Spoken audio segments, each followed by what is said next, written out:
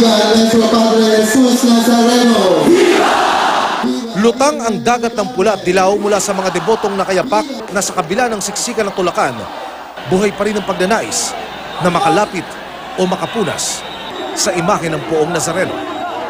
Tradisyong hindi mahulugang karayom taon-taon. Ang libu-libong deboto noon, lumobo ng milyong-milyon sa mga nakalipas na taon.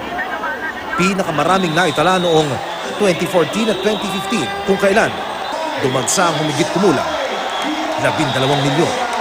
Sa paglipas ng mga taon, sabay sa pagdami ng mga deboto ang pagbabago ng ruta ng prosesyon.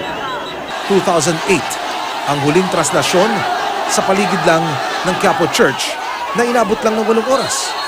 Simula 2009, nakaugalian ng dalhin ng Nazareno sa Quirino Grandstand sa bisperas ng traslasyon para isabuhay ang paglilipat sa imahen mula Intramuros patungong Quiapo Church.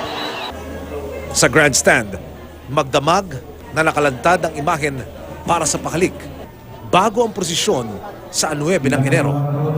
Lagpas 12 oras tumagal ang traslasyon 2009. Yan na ang pinakamabilis sa loob ng 10 taon.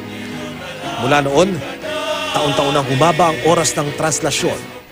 Noong 2012, nasira ang isang gulong ng andas ng Nazareno. Pero imbes na idaan sa maikling ruta ang Poon, nagmahabang ruta pa rin ng mga deboto.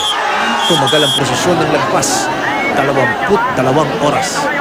Halos ganyan din ang haba ng traslasyon noong 2015 nang idaan sa Dasmariñas Street ang imahen dahil sa sunog sa lumang gusali ng City College of Manila sa eskolta ilang araw bago ang traslasyon.